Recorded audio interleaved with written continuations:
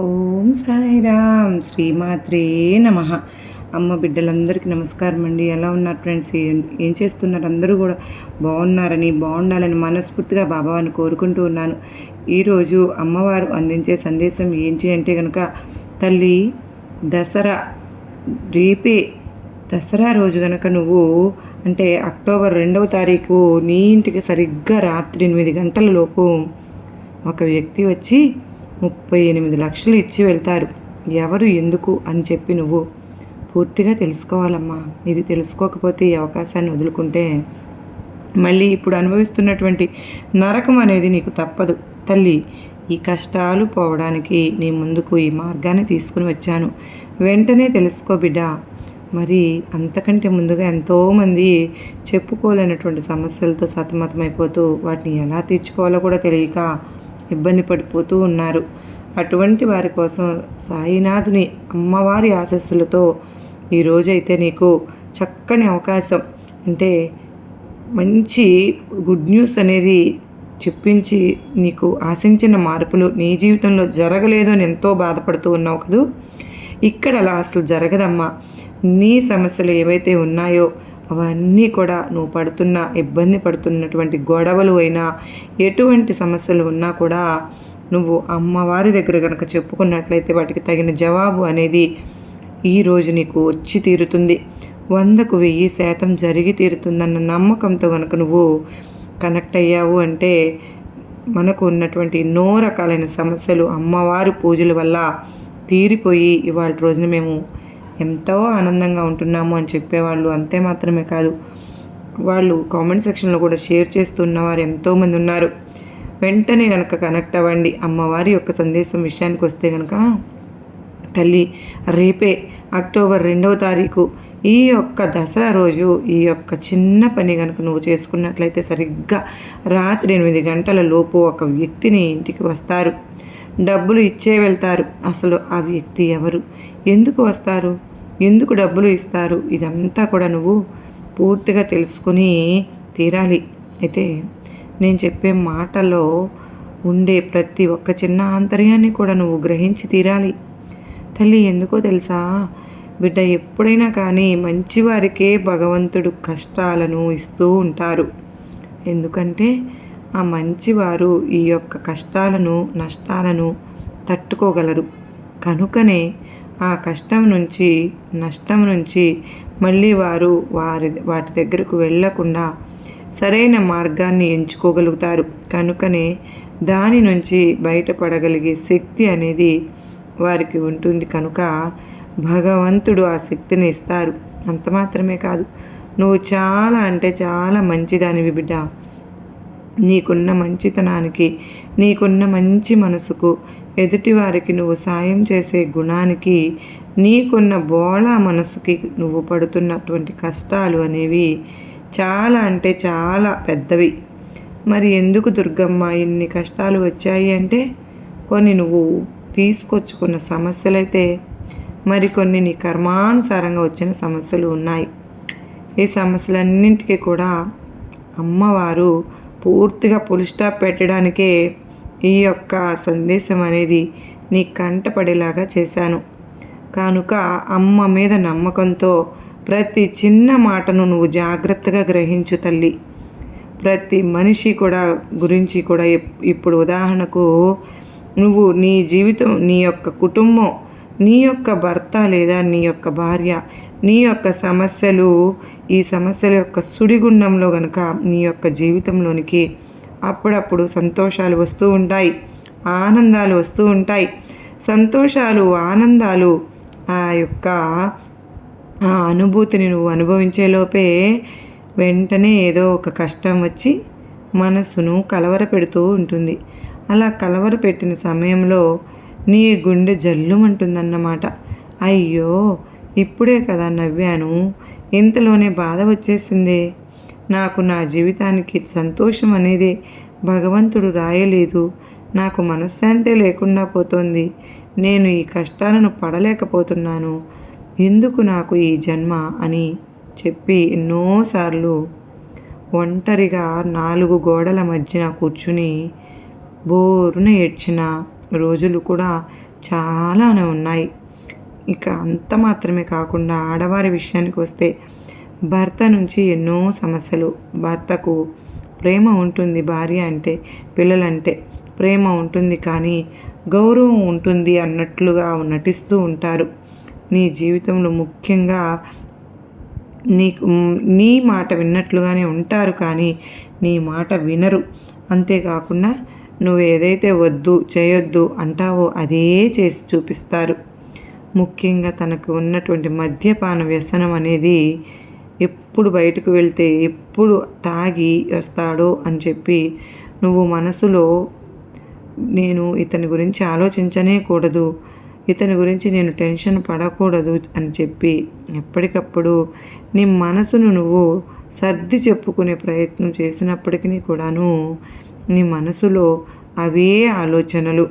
వస్తాడేమో, తాగుతున్నాడేమో, తాగి వస్తాడేమో, ఎలా ఉంటాడో, ఎలా నడుచుకుంటాడో అని ఒక్క టెన్షన్ నిన్ను మనశ్శాంతిగా లేకుండా చేస్తూ ఉంటుంది.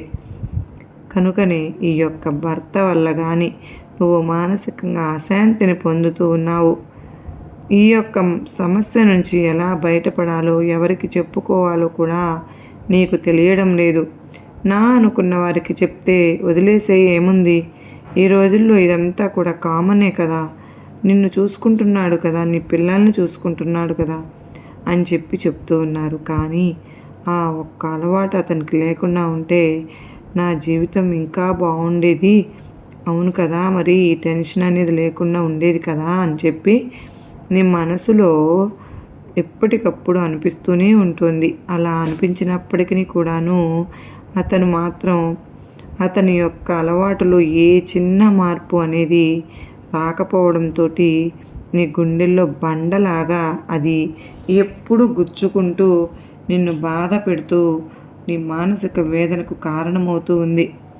బిడ్డ, ఇవాళ రోజున నువ్వు ఆ బరువును మోస్తూ ఉన్నావు. మరి ఈ సమస్యకు పరిష్కారం ఏంటి దుర్గమ్మ అని చెప్పి నువ్వు బాబాను కూడా అడుగుతూ ఉన్నావు. తల్లి, ఒకే ఒక్క మాట చెప్తాను, జాగ్రత్తగా విను. ఏంటి అంటే కనుక ఎప్పుడు చెప్పేది అయినా మళ్ళీ మళ్ళీ విసుగు లేకుండా చెప్తాను. ఎందుకో తెలుసా, నేను నీ యొక్క తల్లి స్థానంలో ఉన్నాను. తల్లి, నా బిడ్డ సంతోషమే నాకు ముఖ్యం. నా బిడ్డ జీవితం అంధకారంలో పడకుండా చూసుకోవడమే నాకు ముఖ్యం. నా బిడ్డ సంతోషంగా బ్రతికిన 4 రోజులు ఆనందంగా ఉండాలి అనుకోవడమే నా యొక్క ముఖ్య ఉద్దేశం. ముఖ్యమైన జీవితం చాలా చిన్నదైనా సరే జీవితం ఈ జీవితానికి నిన్ను నీ తల్లి తీసుకుని వచ్చింది. నీ తల్లి నిన్ను తీసుకుని భూమి మీదకి పెట్టినప్పుడు ఆ తల్లి నువ్వు చక్కగా పెరగాలమ్మా, ఆనందంగా ఉండాలమ్మా, కష్టం తాకకూడదు అమ్మా, ఏ కష్టం నిన్ను అంటకూడదమ్మా, నువ్వు నిండు నూరేళ్ళు ఆయురారోగ్యాలతో ఆనందంగా ఉండాలి తల్లి అని చెప్పి కళ్ళల్లో నీళ్లు పెట్టుకొని తల్లి తండ్రి గారాబంగా నిన్ను పెంచుకొని ఒక ఇంటికి కోడల్ని చేశారు. ఇలా ఇంటికి వెళ్ళిన తరువాత నువ్వు సంతోషంగా ఉంటే వారు హాయిగా నిద్రపోతారు. నువ్వు బాధపడుతూ ఉంటే వారి గుండెల్లో బండ పగిలినట్లు అవుతుంది. అయితే ఇక్కడ నువ్వు గ్రహించవలసింది పూర్తిగా నువ్వు ఎలా ఉండాలి అని చెప్పి. ఇక్కడ నువ్వు ఒకరి జీవితాన్ని పట్టించుకునే ప్రక్రియలో నీ జీవితాన్ని నువ్వు నిర్లక్ష్యం చేసుకుంటూ ఉన్నావు. ఇక్కడ ఎప్పుడు కూడా ఎవరు ఎలా ఉంటారో ఎలా పోతారో తెలియని జీవితాలు ఇవి. అయితే ఈ యొక్క జీవితంలో మనశ్శాంతి అయితే కరువైపోతే ఆ యొక్క జీవితంలో బాగా త్రాగే వాళ్ళు కూడా 100 సంవత్సరాలు జీవించేవారు కూడా ఉన్నారు. అలా అని చెప్పి ఆ అలవాటు ఉన్నవారు మధ్యలోనే లివర్ పాడయ్యో, ఇంకేదో పాడయ్యో, హార్ట్ ప్రాబ్లం వచ్చో మధ్యలోనే చనిపోయేవారు కూడా ఉన్నారు.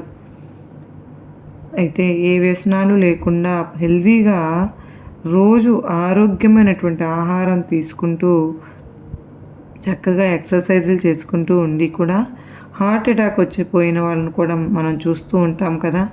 అయితే ఇక్కడ ఆరోగ్యం మీద ఎవరు ఎంత జాగ్రత్తగా ఉన్నప్పటికీ కూడాను, ఎంత అజాగ్రత్తగా ఉన్నప్పటికీ కూడాను పోయే సమయంలో పోతూనే ఉన్నారు. అయితే నువ్వు తాగుడు గురించి ఆలోచిస్తూ ఉన్నావు కదా. అయితే అది తాగడం వల్ల ఆరోగ్యం పాడవుతుందేమో అని బాధపడుతున్నావు. కాకపోతే తాగి నిన్ను హింసిస్తాడేమో అని భయపడుతూ ఉన్నావా? లేదా త్రాగి నీ యొక్క చేతిలో రూపాయి లేకుండా చేసుకుంటాడేమో అని భయపడుతున్నావా? లేదా త్రాగి నీ యొక్క కుటుంబాన్ని బజారు పాలు చేస్తున్నాడని భయపడుతున్నావా? ఇక్కడ నీకు భయం దేనికి సంబంధించింది? ఇక తన ఆరోగ్యానికి సంబంధించిందైతే ఒకసారి చెప్పావు, 2 సార్లు చెప్పావు, 10 సార్లు కూడా చెప్పావు, వినలేదు. వదిలిపెట్టేసే. నీవు వదిలిపెట్టి తీరాలి. ఇక ఎన్నిసార్లు చెప్పినా మార్పు రానప్పుడు గొడవలు చెప్పినా అవసరం లేదు, చేయాల్సిన అవసరం అంతకంటే లేదు. కనుక నీ జీవితం ఏదో నువ్వు శ్రద్ధగా పెట్టు. నీ మాట వినని వారి గురించి నువ్వు పట్టించుకునేవద్దు. నీ గురించి నువ్వు ఆలోచించుకో. నిన్ను నువ్వు గౌరవించుకో. నిన్ను నువ్వు ప్రేమించుకో. నిన్ను నువ్వు జాగ్రత్త పరుచుకో. ఇప్పుడు నువ్వు టైంకి తిను, టైంకి పడుకో. నువ్వు ఆరోగ్యంతో ఆహారాన్ని ఉండటానికి సరైన ఆహారాన్ని తీసుకుంటే కనుక చక్కని ఎక్సర్సైజులు చేసుకుంటే మనసును స్థిమితంగా ఉంచుకో. ప్రశాంతంగా పిల్లల్ని చూసుకో. ఇల్లు చక్కగా దిద్దుకో. ఇవన్నీ చేసుకుని నీకు దీని మీద అయితే ఆసక్తి ఉంది కదా, దాని మీద శ్రద్ధ పెట్టి ఆ పనిలో ₹1 సంపాదించుకునే ప్రయత్నం అయితే చెయ్యి. నిన్ను నువ్వు బిజీగా మార్చుకో. అలా నిన్ను నువ్వు బిజీగా మార్చుకుంటే ఏ చుట్టుపక్కల ఉండే వారి మీద ఆలోచన నీకు తగ్గుతుంది. అలా ఎప్పటికీ నువ్వు మనశ్శాంతిని అప్పుడు నీకు లభిస్తుంది. లేనిపోని ఆలోచనలు, లేనిపోని భయాలు, లేనిపోయిన టెన్షన్లు ఇవన్నీ పెట్టుకోవద్దు. అవతలి వారు నిన్ను పట్టించుకోనప్పుడు, అవతలి వారు నిన్ను నిర్లక్ష్యం చేసినప్పుడు నువ్వు కూడా వారి గురించి పట్టించుకోవద్దు. వారిని కూడా నువ్వు నిర్లక్ష్యం చేయి. నీ జీవితాన్ని నువ్వు చూసుకో. నువ్వు సంతోషంగా ఉండు, ఆనందంగా ఉండు. ఒక తండ్రిగా హెచ్చరిస్తున్నాను. అంతా నీకు సర్దుకుంటుంది. నేను చెప్తున్నాను కదా, ప్రతిదీ కూడా నీ కాళ్ళ దగ్గరకు వచ్చి చేరుతుంది. ఇది సత్యం బిడ్డ. అది గ్రహించు. నువ్వు ఇంకా ఇంతకు మించి నేను ఇంకేది చెప్పనమ్మా. ఎందుకో తెలుసా, నీ జీవితం మీద నీకు శ్రద్ధ ముఖ్యం. ఇది నువ్వు అండర్స్టాండ్ చేసుకోవాలి తల్లి. ఇప్పుడు అక్టోబర్ 2వ తారీఖు, ఇప్పుడు మనకు దసరా నవరాత్రులు, శరన్నవరాత్రులు అమ్మవారిని అంగరంగ వైభవంగా పూజించుకుంటూ వస్తూ ఉన్నాము. అమ్మ శక్తి అనేది ఎంతో పవిత్రంగా మనందరినీ ఈ నవరాత్రుల్లో తాకుతుంది. చక్కగా ఈ దేవీ నవరాత్రులు సక్సెస్గా మంచిగా చేసుకున్నాం కదా. ప్రతిరోజు ఒక పండగలాగా చేసుకున్నాం. అమ్మవారి ఆశీస్సులు మనం పొందుతూ ఉన్నందుకు నిజంగా ఎంతో అదృష్టవంతులు. మనం అమ్మ శక్తి అనేది ఎంత శక్తిగా అంటే, ఆ శక్తికి ఏదైనా కూడా ఆ చెడు పీడ, కీడు యొక్క నకారాత్మక శక్తి, దృష్టి దోషాలు ఇవన్నీ కూడా పటాపంచలైపోతాయి. అమ్మ శక్తి అంత కష్టమైనది. చల్లని చూపు ఉంటుంది. చూసావు, ఆ చల్లని చూపు చాలు. ఎంత ఆరోగ్యపరుడైనా సరే, అనారోగ్యపరుడైనా సరే, కానీ ఆరోగ్యంగా లేచి తిరగడానికి, ఎంత బాధలో ఉన్నా వారైనా సరే బాధల నుంచి బయటపడడానికి, ఎంత దుఃఖంలో ఉన్నవారు అయినా సంతోషంగా కేరింతలు కొట్టడానికి, ఎంత దరిద్రంలో కొట్టుకుపోతూ ఉండేవాళ్ళు అయినా అదృష్టాన్ని పండించుకోవడానికి చల్లని చూపు, ఆ తల్లి చల్లని చూపు పండే ఆ చూపు మన మీద పడేలా చేసుకుంటే కానీ ఆ యొక్క దసరా రోజు నువ్వు అమ్మ దయ అనేది నీ మీద ఉండేలాగా చేసుకోవడానికి ఒక చిన్న మాట చెప్తాను. అంటే నీ ఇంట 38 లక్షలు కాదు తల్లి, కోట్ల వర్షమే కురుస్తుంది. నీ ఇంట దరిద్రాలన్నీ కూడా వెళ్ళిపోతాయి. నువ్వు పట్టిందల్లా బంగారం అయిపోతుంది తల్లి. ఇది సత్యం. నువ్వు అమ్మ ఏదైనా సరే చేస్తుంది. అమ్మ తన బిడ్డలను క్షేమాన్ని కోరుకుంటుంది. అమ్మ నీకు ప్రతి ఒక్క అమ్మ నోరు తెరిచి అడిగితే ఏ తల్లి కూడా తన బిడ్డ కోరికను కాదు అని చెప్పదు. అలాగే అంత చల్లని దయగల అమ్మ ఉంటే, దయగలిగిన కరుణ చూపించగలిగే ఆ శక్తివంతమైన దుర్గమ్మకు నువ్వు ఈ యొక్క దసరా రోజు చిన్న పని చేసి చూడు. నీ జీవితం సంతోషకరంగా, ఆనందకరంగా మారిపోతుంది. అయితే ఏం చేయాలి దుర్గమ్మ నేను అని అంటే కనుక తల్లి, ఈరోజు చక్కగా దసరా రోజు ఉదయం నిద్ర లేచి చక్కగా ఉదయాన్నే ఇల్లు వాకిళ్ళు కూడా సర్దుకుని శుభ్రపరుచుకుని ఇల్లంతా కూడా పసుపుతో నీటితోటి శుభ్రంగా కడిగి గడపలు కట్టుకొని తుడిచిపెట్టుకుని ఇల్లంతా పసుపు నీళ్లు చల్లుకుని వాటిల్లో గుమ్మానికి వేపాకులతోటి తోరణం కట్టి ఈ విధంగా కట్టిన తర్వాత మంచిగా చక్కగా స్నానం చేసి ఎరుపు రంగు చీర కట్టుకుని నలుపు రంగు మాత్రం ధరించకూడదు. ఉతికిన చీర కట్టుకో. ఆ యొక్క పసుపు రాసుకో. నుదుటికి కుంకుమ బొట్టు పెట్టుకో. పాపిట్లో కుంకుమ బొట్టు పెట్టుకో. చేతి నిండా 2 చేతులకు గాజులను వేసుకో. ఈ విధంగా వేసుకున్న తరువాత తల నిండుగా పూలు పెట్టుకో. నువ్వు కూడా ఒక అమ్మవారిలాగా అందంగా అలంకరించుకోవాలి. ఆ విధంగా అలంకరించుకున్న తరువాత అమ్మను కూడా ఎరుపు రంగు పువ్వులతోటి అలంకరించు.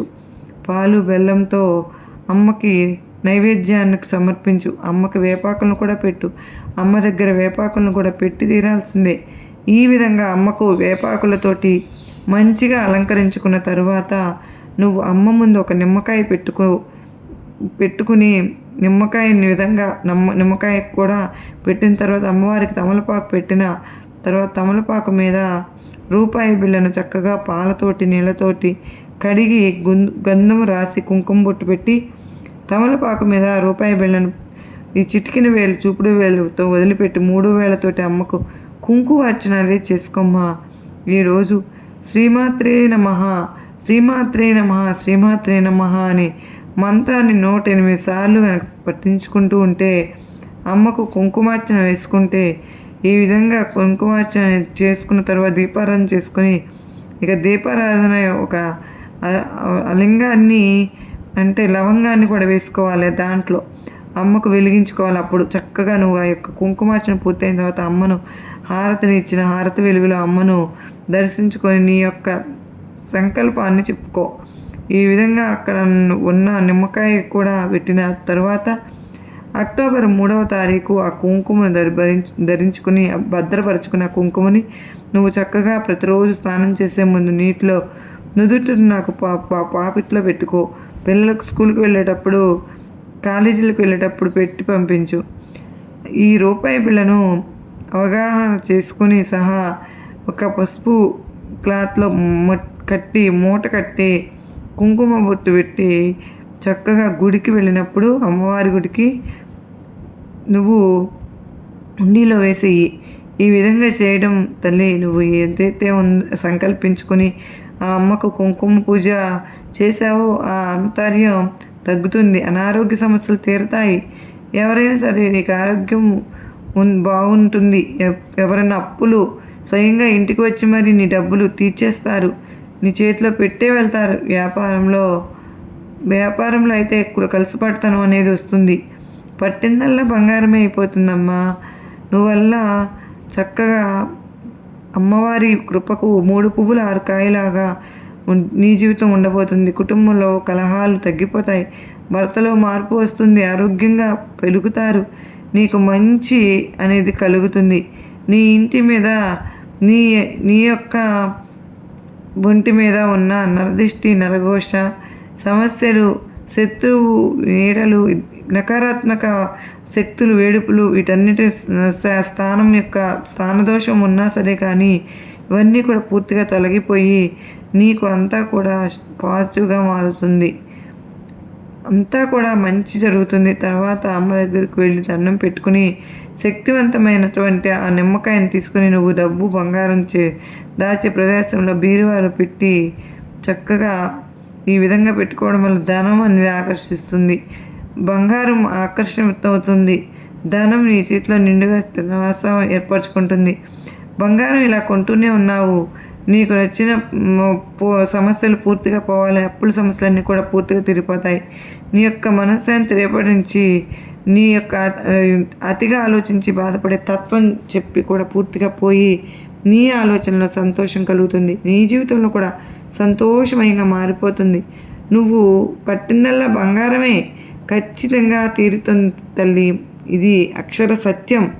కనుక దసరా రోజు నీకు అమ్మవారి యొక్క అనుగ్రహం అనేది అమ్మవారి ఆశీర్వాదం అనేది నీ పైన ఉంది. వారి యొక్క ఆశీర్వాదం వల్లనే నీ కంటపడింది అని చెప్పి నువ్వు భావించి దసరా రోజు రాత్రి 8 గంటలలోపు ఎప్పుడైనా సరే కానీ నువ్వు ఈ చిన్న పని చేసుకో, నీకు శుభం జరుగుతుంది తల్లి.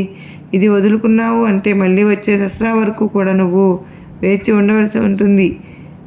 నీ మీద అమ్మ యొక్క అనుగ్రహం నీ పైన పడటంతో లేదో ఓపిక నీకు ఎటువంటి సందేశం వస్తుందో రాదో, కాబట్టి ఈ సందేశం సంవత్సరానికి ఉపయోగించుకుని ఈ అవకాశాన్ని ఇప్పుడే నువ్వు ఉపయోగపెట్టుకోవాలని నీకు నా ఆశీర్వాదములు ఇస్తున్నాను బిడ్డ అని అమ్మవారైతే అత్యద్భుతమైన సందేశాన్ని అందించారు కదండి. మరి ఈ సందేశంలో ఎంతో ఆంతర్యం ఉంది కదూ. మనందరికీ గొప్ప నమ్మకాన్ని ధైర్యాన్ని కలిగించిందనే నేను కూడా ఆశిస్తూ మీ అందరికీ కూడా అమ్మవారి ఆశీస్సులు మనందరిపైన నిండుగా మెండుగా ఉండాలి అని మనస్ఫూర్తిగా అమ్మవారిని వేడుకుంటూ మరికొంతమందికి ఈ వీడియోని షేర్ చేయండి. మొదటిసారి మన ఛానల్ని చూస్తూ ఉంటే కనుక అమ్మ సన్నిధి ఛానల్ సబ్స్క్రైబ్ చేసుకుని సపోర్ట్ చేయండి ఫ్రెండ్స్.